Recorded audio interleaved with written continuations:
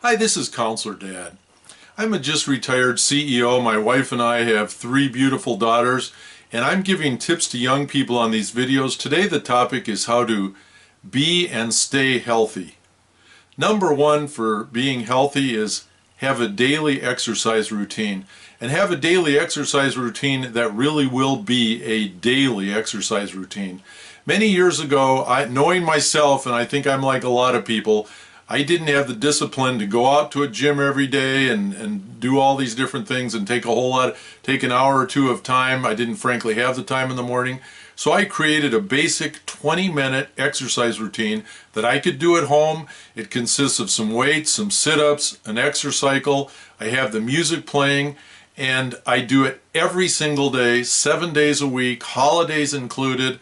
And it's been a tremendous benefit to me, I think, mentally as well as physically. So get a routine that you can actually stick to.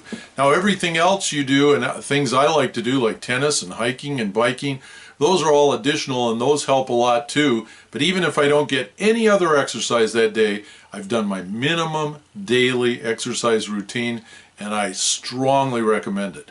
Number 2, diet. The research supports a Mediterranean diet. Mediterranean diet. Think of what they eat in Greece or Italy. Think of fresh fruits and vegetables, fish, legumes, nuts, garlic, olive oil, all those kind of healthy good things. Red meat and cheese, but only sparingly. Many research studies have supported this, and I refer you to an article in the publication Harvard Health that was published in November 2013, and it strongly endorsed the Mediterranean diet. And some of the quotes from that article are: eat red meat sparingly, cheese and yogurt very much in moderation, drink lots of water, wine. It talked about if you're a female, drink no more than 5 ounces of wine per day, one glass. Males, it said, research supported, could drink 2 5-ounce glasses a day. So that's not from me, folks. That's from the Harvard study. Number 3, go on a walk or a bike ride every day at lunch if you can, whenever possible. You know, years ago, I had a corporate assignment to live in Canada for a couple of years, and I had a visit from our Quebec sales manager. And he unfortunately looked old well beyond his years. He wasn't as old, frankly, as he looked, and he knew it. His face showed signs of heavy drinking over the years, and he moved very slowly. And he got me aside that first day and he said, "Brian, I want to give you some advice. Instead of having a big lunch every day, go for a walk." And for some reason, that really made an impression on me, and I've pretty much done it ever since. And I credit that practice with helping me a lot too. Of course, some days you're going to have people you want to go to lunch with and so on, but then try to take a walk after lunch or before lunch or sometime. But think about that. I think that, I know for me, has turned out to be very good advice. And then next, get the right medical diagnostics and treatment as needed. Now, as a young person, you can often think, I know I did, that you are basically immortal, that you're at a healthy stage in life and you don't have to worry about doctors. But chronic conditions like cholesterol and high blood pressure can very well affect you too. So you need to get your checkups, and if you have these things, any type of chronic condition like that, you need to address it. Now, the best way to address it is with diet and exercise, but if those alone aren't adequate, you may need to take medication.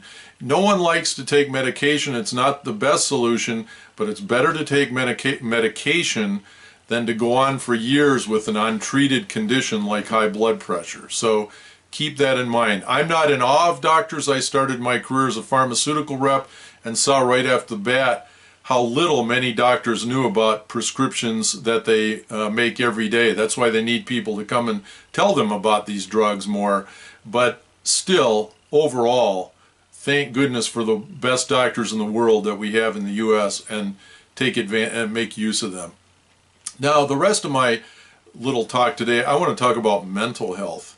And especially in talking to young people, I think mental health is probably more of a mental illness, I should say, is more of a concern than physical illness. And according to the research, today's young people have a higher incidence of mental illnesses than perhaps at any other time. I don't know if this is true or not, but I know it is a big problem really with all age groups. So there's a prestigious organization called the Center for Clinical Interventions that has listed 10 what they call unhelpful thought patterns that are often predecessors to mental illnesses like depression and anxiety. And those are really the two most common mental illnesses. You may suffer from one or both of these yourself, depression or anxiety. So let me briefly go over these 10 unhelpful thinking patterns as identified by the Center for Clinical Interventions. Number 1 is called a mental filter.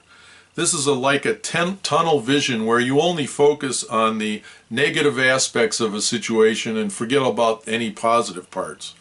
Number 2 is jumping to conclusions. I think that's somewhat self-explanatory, but this is when we assume we know what someone else is thinking, or we make predictions of what's going to happen in the future.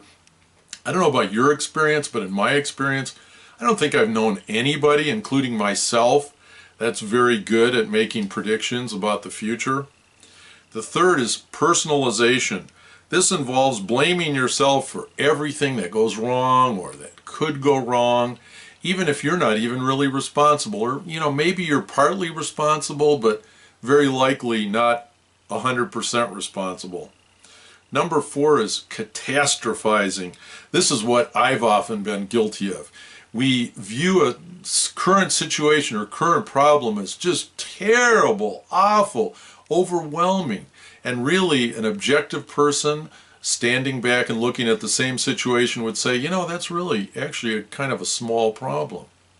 I have a friend that says unless somebody died, it's probably a small problem. So keep that in mind. Don't catastrophize. Number 5, black and white thinking. Seeing only one extreme or another. It's either wrong or it's right. It's either black or it's white. There might be a few things that fall into that category, but most do not. Number 6 is shoulding and musting. You may be like this, or you know people like this that are always saying to themselves, I should do this, or I should have done that, or I must do this. Now again, there are things that we should and should not do, but if this is part of your just constant daily pattern of telling yourself this all day long, this is an unhelpful thinking pattern. Number 7 is overgeneralization. If we say you always or I never, do you find yourself, or do you know anybody that does that? The next time you get upset with someone and you say you always do, try to catch yourself and try to think of 1 or 2 times when they didn't do that. And I bet you if you're thinking clearly, you can think of those times. Number 8 is labeling. When we make global statements about ourselves or others, we ignore examples that aren't consistent with the label we're using. Basically, don't use labels. They're not helpful. Number 9 is emotional reasoning. Now, this is when we come to a conclusion or make a decision based entirely 100% on our feelings. Now, that doesn't mean to ignore your feelings, to ignore your gut. I think we should listen to our gut, but not only to our gut. Our gut can be wrong, so we should also look for evidence. Look for something objective that supports it. So use evidence and feelings. And finally, what's called magnification and minimization. In this thinking style, you magnify the attributes, the positive attributes of other people, maybe comparing yourself to other people, and you minimize your own attributes or your own conditions. So you feel bad, or this is, by the way, a great way to not feel very important. So how can you avoid any or all of these 10 unhelpful thinking styles? Well, what I would say is when you find yourself thinking this way, tell yourself stop. Just take a pause. Count to 10 or whatever works for you. Think clearly. Make sure you're not in a brain freeze, because if you're in one of these thinking patterns, you are in a brain freeze. So give yourself time to take some deep breaths and get out of your brain freeze. So I hope this is helpful. I'd love to hear from you. If you have any other questions, write to me at counselordad@gmail.com. Thank you very much.